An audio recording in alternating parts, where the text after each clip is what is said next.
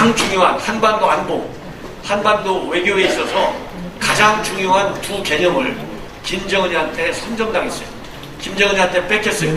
김정은이가 얘기하는 진정한 의미를 이 사람들은 의도적으로 왜곡해서 해석하는 건지, 아니면은 일부러 알면서도 모르는 척 하는 건지. 제가 보기에는요, 모를 일은 없고 알지만 현 정권이 장기 집권 체제를 구축하기 위해서 가짜 평화를 진짜 평화인 것처럼 말하자면 우리 국민과 국제사회를 속이기 위해서 그렇게 주한미군과 비핵화의 개념을 잘못 받아들인 것처럼 행세합니다.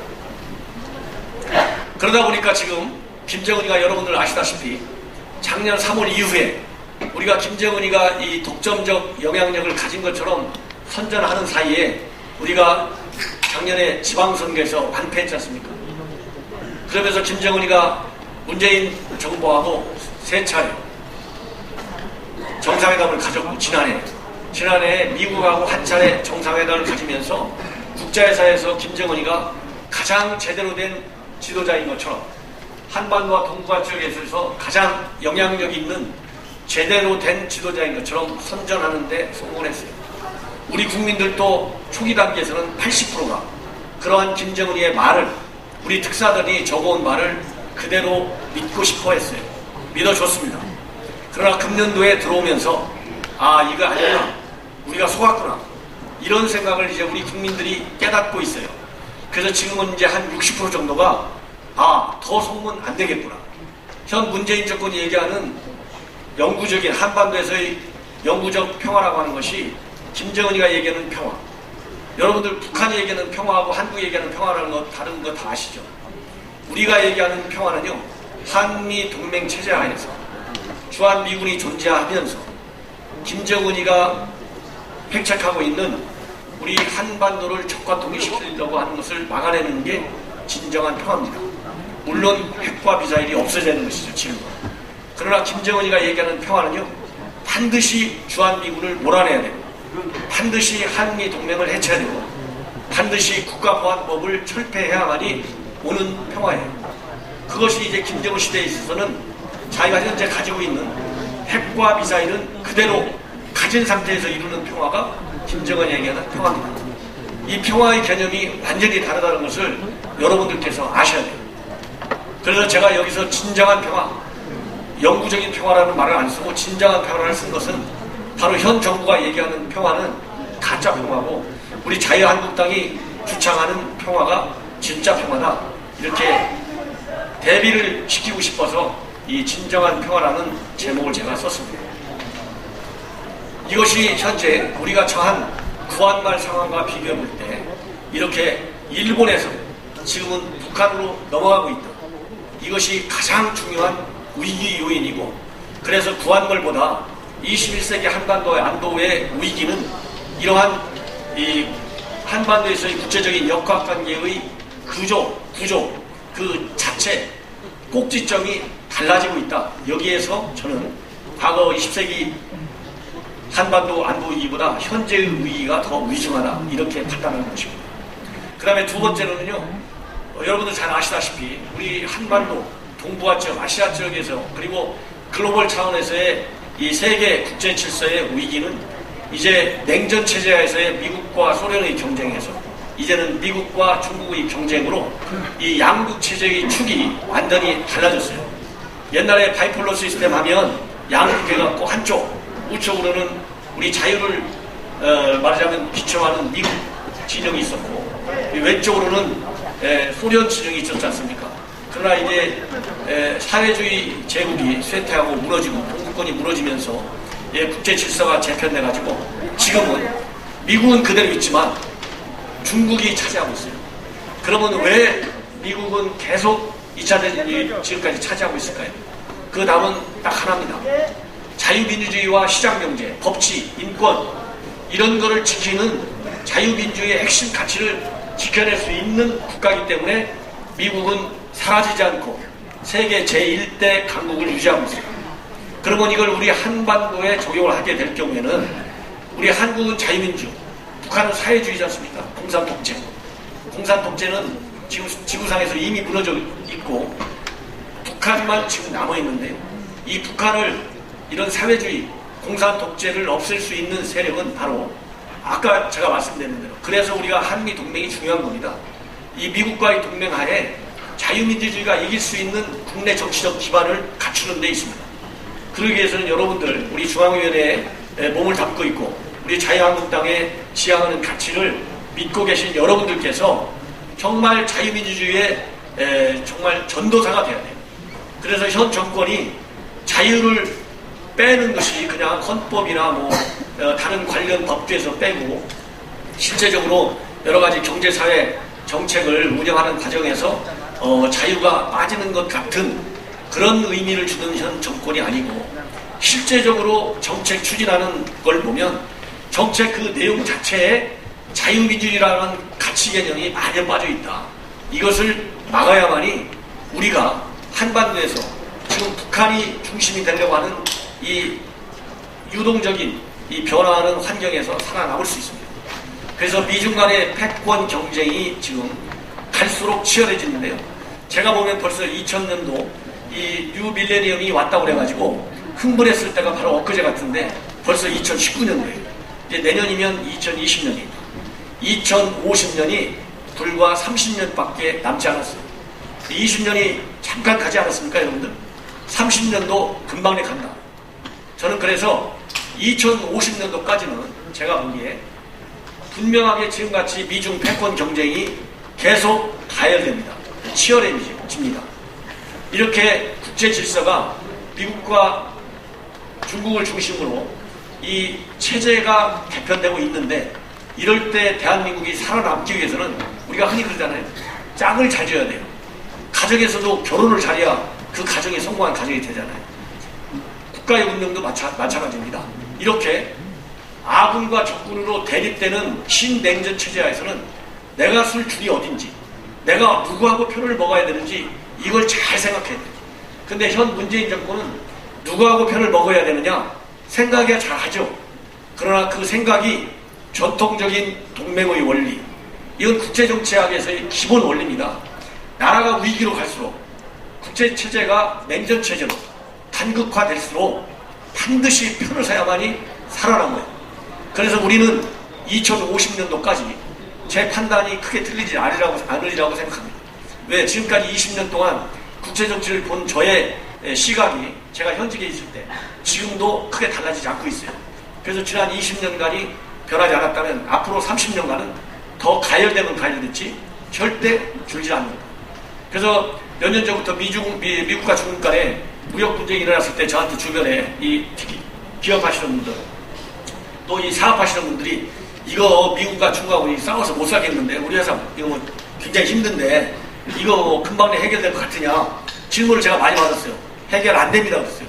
아 신문 보니까 해결될 것 같은데 안 됩니다. 제가 그랬어요. 그게 몇 년 됐어요 벌써. 그런 것처럼 2050년도까지는 이렇게 편먹는 게임으로 국제정치 우리 한반도에서는 그게 전해지는데요.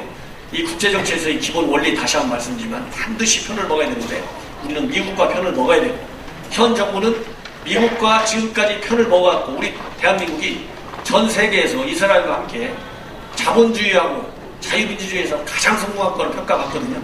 이러한 체제와 이런 인식을 무너뜨리려고 해요. 그럼 누구하고 편을 먹으려고 그러냐? 김정은이하고 편을 먹으려고 해요. 김정은. 이게 민족주의가 되게요. 우리는 지금 이제 중견 강국입니다. 소득이 3만 불 넘어가는.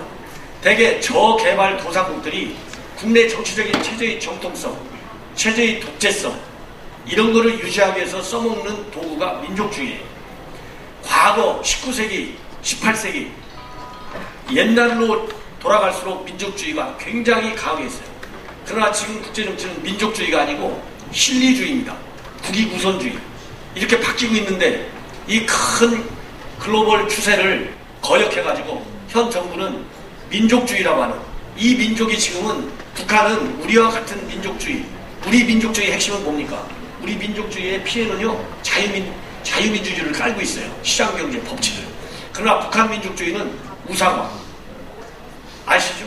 여러분들 그러면 김일성주의 주체사상주의 이게 민족주의예요. 이런 민족주의를 현 정부가 따라가고 신봉하고 그거를 실질적인 외교안보 정책의 핵심 요소로 삼고 있어요. 이러다 보니까 안보가 흔들리는 겁니다. 그러다 보니까 북한하고만 편을 먹는 것이 아니라 중국으로 함께 편을 먹으려고 해요. 그 대표적인 사례가 여러분들 잘 아시다시피 사드 문제가 아니겠습니까?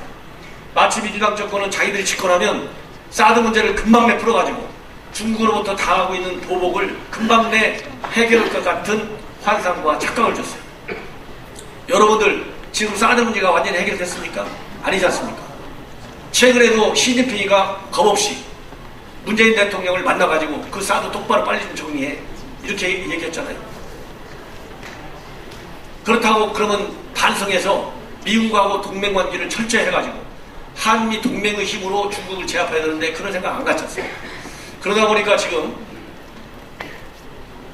우리 한반도에서는 북한과 중국과 러시아 이게 냉전 때의 삼각 북방 협력 관계라고 했어요. 동맹 관계. 여기에 한국이 손을 하나 더 얹고 있어요. 그래서 북쪽 지역 북방에서는 북중려라고 하는 기존의 냉전 체제에서의 삼각 동맹 관계 플러스 한국이 거기에 끼어가고 있다. 그러니까 미국 입장에서 볼 때는 얼마나 이 한국 정부가 정말 어이가 없겠어요. 쉽게 얘기해서 2차 대전 이후에 6.25 전쟁을 통해서 그 이후에도 미국이 한국을 성공시키기 위해서 그 많은 그야말로 지원, 군사적, 외교적, 경제적 지원을 해왔는데 이제 성공하고 나니까 미국을 떠나서 이러한 북중러 삼각구도에 편입하려고 하는 문재인 정권에 관해서 트럼프 대통령이 그러니까 자꾸 무임승차한다. 이 기원을 따져야 된다. 무임승차한다 하려고 한다는 한국을 비난하는 트럼프가 꼭 옳은 것은 아니지만 그 근본은 이러한 맥락에서 이루어지고 있는 것이다. 저는 그렇게 봅니다. 두 번째로 세 번째로 또 하나 위기 요인을 하나 더 든다면요. 지금 현재 그러다 보니까 미국의 트럼프 대통령이 아까 말씀드린 대로 지금도 국제 질서의 강자, 주인이지 않습니까? 이 트럼프가 얘기하고 있는 것은 미국 우선주의예요. 아메리카 퍼스트 policy라고 하는 것이 미국 우선주의고 미국 우선주의의 그 안에는 미국 국익을 최대한도로 우선 지켜내겠다. 그리고 미국이 지키고자 하는 경제적인 무역면에 있어서의 실제적인 이익도 최우선으로 고려하겠다. 여기에 깔려 있습니다. 그래서 이 미국 우선주의가 우리 한국을 비롯한 미국의 기존의 우방국들과의 관계까지도 많이 악화시키는 소지를 지금 가지고 있어요. 이러다 보니까 지금 현재 여러분들께서 항상 느끼지만 지금 방위비 협상, 또 이 호르무즈 해협에서의 어떤 군내 하변 파병 문제, 그 다음에 미국이 가지고 있는 중거리 미사일의 한반도 또는 일본 아니면 호주 어디에 배치할 것이냐 이런 문제, 이런 걸 가지고 우리가 한국과 미국 간의 갈등 요인이 지금 잠복해 있는 상태입니다. 그래서 우리의 안보 환경은 과거 그 어느 때보다도 굉장히 위중하고 엄중한 환경에 처해 있다.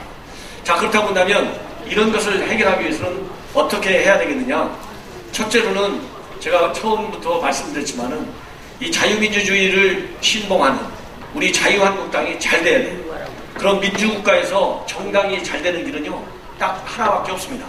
선거에서 이기는 길밖에 없어요. 예. 옛날에는 우리가 군사 쿠데타가 일어나기도 했고, 또 이 발전 도상국에서 군사 쿠데타가 흔히 있는 얘기지만, 우리 대한민국에서는 선거 혁명밖에 없어요. 그래서 내년도가 되면 마침 이제 7, 8개월밖에 남지 않았는데 7, 8개월 동안에 우리가 모든 역량을 정말 배가시켜가지고 선거를 통해서 반드시 이겨내야만 합니다. 그것이 첫 출발점이에요.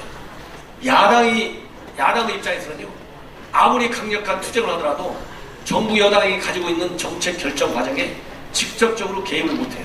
그게 바로 한계입니다. 지금 이 잘못된 외교안보 정책은 과거 김대중, 노무현 때부터 이어오는 민주당 정부 때문에 이루어지고 있다. 지금 가장 큰 안보 위협이 핵 문제 아니겠습니까? 이 핵을 김대중 대통령은 그 당시에 김정일이잖아요. 김정일은 핵을 개발할 능력도 없고 의사도 없다. 만약에 김정일이가 핵을 개발하면 본인이 책임지겠다. 이렇게 얘기했어요. 여러분들 네이버 검색하면 다 나와요. 그냥 제가 인용하는 얘기, 인용만 할 뿐입니다. 그 다음에 노무현 대통령은 뭐라고 했느냐? 김정일이가 핵을 개발하는 거 그거 이해해줘야 된다. 왜? 미국이 김정일이를 침략하려고 하니까 그거 막으려고 자유적 차원에서 개발하는 것이다. 이렇게 얘기를 했어요. 그럼 지금은 뭡니까? 김정은이는 핵을 폐기하니까 우리가 남북 경협을 잘하면 이게 평화경제가 와가지고 그야말로 일본으로부터 당하는 경제적 보복 해결해낼 수 있고 대한민국이 세계 최강의 경제 강국이 될 것처럼 선전하고 있어요. 역사가 나중에 이제 밝혀지겠지만은 제가 정말 자신있게 말씀드리고 싶은 거는 김대중 노무현 대통령이 핵과 미사일에 관해서 북한 정권을 그렇게 잘못 봤잖아요. 현 정부는 이미 아까 말씀드린 대로 지난 3월서부터 계속 잘못 보고 있어요. 그러니까 지금 평화경제라고 하는 정말 이해할 수 없는 컨셉까지 동원해가지고 우리 국민들을 속이고 있어요. 그러면 문재인 정권이 2023년에 반드시 끝내가지고 평화경제, 현 정부가 얘기하는 평화경제가 얼마나 헛된 구호인지 잘못된 개념인지를 모든 국민들, 특히 진보 좌파 진영에 있는 사람들까지도 가르쳐줄 수 있는 우리 자유한국당이 더 강해져야 되겠다. 이런 말씀을 드립니다. 그래가지고 지금 현재 문재인 정권이 지금 계속해서 추진하고 있는 김정은이한테만 지금 추정되어 있는 김정은 추종 외교 정책, 김정은 그야말로 맹목적 충성 정책을 완전히 차단시켜야 돼요. 그래서 민족 공조가 아니고 정말 국익과 실리를 중시하는 그런 외교를 해야 합니다. 그리고 지금 동맹 외교의 시대에 진입해 있는데 그러한 글로벌 추세도 모르고 있는 상황에서 정말 우리 국익지상주의, 지금 얼마 전에 청와대에서 말을 아주 잘했어요. 제가 여러분들이 제 방송을 보시거나 시대한수 유튜브 보시는 분들은 아시겠지만은 지금 김현종이가 지금 청와대에서 외교안보 정책을 좌지우지하고 있습니다. 예. 그 사람은 평생을 통상 문제만 한 거예요. 안보는요, 제가 33년간 공직에서 외교안보 남북 관계만 해왔어요. 굉장히 어렵습니다. 이건 머리가 좋다고 되는 것도 아니고 또 오래 한다고 꼭 전문가도 아니에요. 왜? 그만큼 김정은 북한 정권이 특이하기 때문에 그래요. 그런데 평생 통상만 문제만 해온 사람이 지금 만물박사가 돼가지고 대한민국 외교안보 정책을 완전히 손 안에 넣고 주무르고 있어요.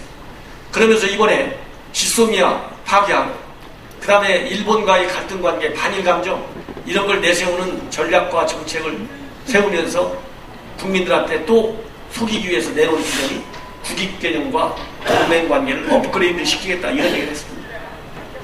여러분들 국익이 뭡니까? 국익이 국가이익이잖아요. 국가이익. 대한민국 국가의 이익이에요. 그런데 우리 대한민국 국가이익을 개념 정의하기 위해서는요, 대한민국이 지금 어떤 상태에 있습니까? 제일 큰 게 분단돼 있어요. 분단. 제가 계속 강조하는데 바로 김정은이 때문에 핵을 미사일을 가지고 있어요. 이걸 막아내는 것이 대한민국 최고의 국가이익이에요. 이 대한민국 최고의 국가이익은 그러니까 진정한 평화를 가져오고 지키고 발전시키는 데 있는 거예요. 이 국가이익을 지키기 위해서 반드시 동맹이 필요한 거예요. 이 동맹을 유지해내가는 중심축 역할을 하는 것 중에 하나가 한미 군사 조약이에요. 동맹 조약. 또 하나가 지소미아 협정이에요. 그리고 또 하나가 요즘에 조금 새롭게 나온 건데 그동안에 잘 안 나왔어요. 티사라고 하는 한미일 군사정보교육협정. 이런 것이 실체적으로 이 축 역할을 하는 거예요. 그래야 국익이 지켜지니까. 근데 김현종 이 사람은 뭐라고 얘기했느냐? 국익을 지키기 위해서 지소미아 폐기한다고 했죠. 국익을 지키기 위해서. 이게 국익 개념을 통상 전문가니까 지소미아는 이 군사적인 측면에서 정보교환하는 거잖아요. 그러니까 통상 개념하고 안보 개념을 혼용하고 있는 거예요. 헷갈리게 하고 있는 거예요. 그러니까 미국에서 당장 나오는 게 한국이 얘기하는 국익이 뭐냐? 김정은이고 짝짝 구는 거냐? 당장 비판이 나오지 않습니까? 이러다 보니까 지소미아의 의미를 지금 모르고 있고, 그러니 미국에서요 국방장관과 국무장관 이 사람들이 동시에 대한민국의 카운터파트한테 전화하는 것은요, 제 기억사상 전 대학에서도 국제정치를 공부했고 평생 33년간 공직했고 공직 그만두고 나서 외교안보만 계속 공부하고 있는데 제가 생전 처음이에요. 두 장관이 동시에 한국한테 전화해가지고 칭찬해준 것도 아니고 분노와 실망, 격앙된 분위기로 통한 것은 사상 초입니다. 이렇게 어마어마한 일을 아무렇지 않은 듯이 동맹보다 국익이 앞선다. 이래서 지소미아를 폐기했다고 국민들한테 속이고 있어요. 이래서 되겠습니까? 그리고 동맹관계를 업그레이드 시킨다. 이 얘기는요. 이미 이명박 정부 때부터 시작한 거예요. 업그레이드라고 하는 개념은 뭐든지 좋은 거 아니겠어요? 좋은 거를 더 좋게 시킨다는 거. 그럼 한미동맹을 업그레이드 시킨다고 하는 것은 이명박 정부 때 했다는 얘기는 두 가지 측면입니다. 크게 나서 한미동맹은 한국하고 미국하고 한 거잖아요. 이거를 국제 무대에서 다자 차원에서까지 이 동맹의 힘으로 국제 평화와 안정 번영을 위해서 힘을 합친다는 거 업그레이드의 첫 번째고, 두 번째는 한미 간의 공조의 틀을 지금까지는 군사, 정치, 외교, 안보에만 집중되어 있는데 말하자면 하드파워에만 집중되어 있는데 이제 소프트한 분야, 환경, 기후, 전염병, 마약, 테러 이런 데까지 다 넓혀나가는 거예요. 그러니까 서로 상의할 수 있는 주제를 대규모로 넓혀나가는 거, 이것이 업그레이드 시키는 거예요. 그런데 이런 업그레이드의 개념조차도 잘 모르면서 국익과 업그레이드를 위해서 지소미아를 파괴한다. 이러한 무책임한 정권이 현재의 문재인 정권입니다. 그래서 이제 그런 거를 시정하기 위해서 우리 자유한국당, 우리 이 자리에 계신 여러분들께서 이러한 현 정권의 외교안보 정책을, 문제점을 제대로 아시고 내년 선거 때까지 열심히 홍보를 잘 해주시면 내년 선거에서는 우리한테 굉장히 유리한 국면이 오지 않을까 이런 생각이 듭니다.